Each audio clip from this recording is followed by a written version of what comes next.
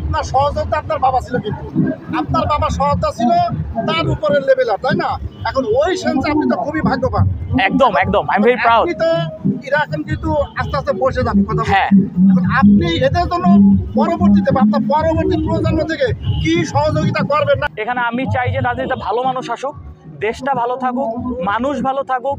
আর 5ই আগস্টের আগে কিন্তু আমাদের এখানে যারা যাদেরকে দেখতেছেন তাদেরকে কিন্তু খুঁজে পাওয়ার মতো পরিস্থিতি ছিল না। বিকজ মানুষদেরকে চেনার জন্য আপনার ছবি তুলতে হবে না ভাই। আপনি ভালো কাজ করেন, ওই নেতার আপনাকে খুঁজে নিবে, ওই মানুষ আপনাকে খুঁজে নেবে। মানুষ, আমি স্টুডেন্ট ছিলাম তখন দ্যাট টাইম, বাট আমাকেও ঘর ছাড়া থাকতে হয়েছে 19 জুলাই থেকে। আমি একজন রাজনৈতিক পরিবারের সন্তান।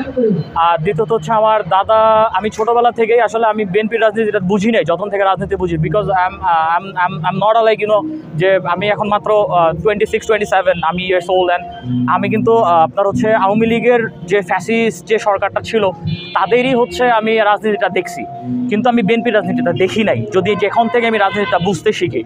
So the thing is that ছোটোবেলা থেকে যখন আমি আমার দাদা যখন বিএনপি করতেন, ওই মানুষগুলোকে যখন ছোটোবেলা থেকে আমার বাসায় এবং অফিসে যাতায়াত করতে দেখছি, তখন থেকেই আমার এই বিএনপির প্রতি একটা সফট কর্নার, একটা আকর্ষণ, যে জিনিসটা বললেন, এই জিনিসটা হচ্ছে আমার কাজ করতো।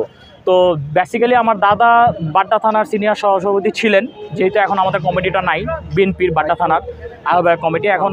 আরেকটা জিনিস হচ্ছে যে আমার বাবা যেহেতু 2019 সালে চলে গেছেন, আমার বাবা বৃহত্তর বাড্ডা থানার সভাপতি ছিলেন, তারপরে মহানগর হওয়ার পরে 26টা থানা আন্ডারে আসার পরে হচ্ছে আপনার ভাটারা থানার সভাপতি হন। তো এইটা আসলে এই 16-17 বছরের যে কষ্টগুলা, এখন একটা জিনিস কি, এগুলো যদি বলতে যাই আসলে বললে হয়তো বা শেষ হবে না। বিএনপির আসলে কর্মী ছিল, যারা নেতা ছিলেন, তারা তো আসলে কি বলবো, তারা অনেক কিছু ফেস করছেন এই ফ্যাসিস্ট সরকারের আমলে। ঘরে থাকতে পারে না, এই ফ্যামিলি ছেড়ে থাকতে হয়েছে। ইভেন আমি কোনো পোস্টে ছিলাম না, আই এম দ্য স্টুডেন্ট। চাই যে রাজনীতিতে ভালো মানুষ আসুক, দেশটা ভালো থাকুক, মানুষ ভালো থাকুক।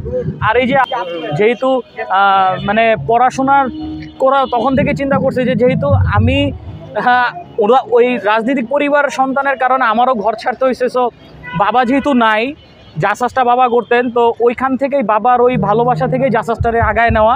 তো আমি ভেরি লাকি যে আমার দাদা যারা সহযোদ্ধা ছিলেন বা আমার বাবা যারা সহযোদ্ধা ছিলেন তারা এখন আমার সহযোদ্ধা। I am very happy about that.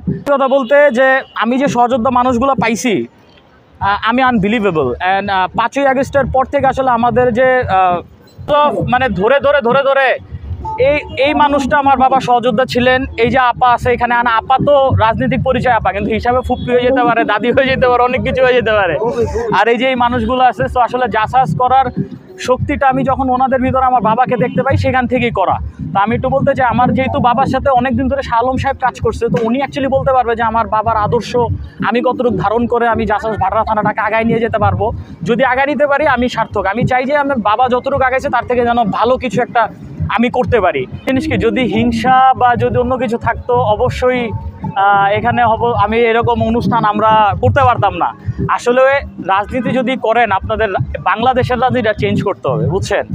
যেটা সত্যি কথা। আসলে আমরা যারা এখানে রাজনীতি করি, এদেরকে না পড়াশোনা করে রাজনীতি করতে হবে।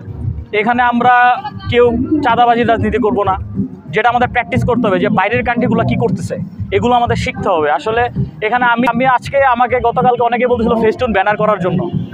আমি ওনাকে বলতেছিলাম যে কাকা, ফেস্টুন ব্যানার না করে এলাকায় কতজন গরিব মানুষ আছে, যে টাকাগুলো দিব এদেরকে দিয়ে দেন।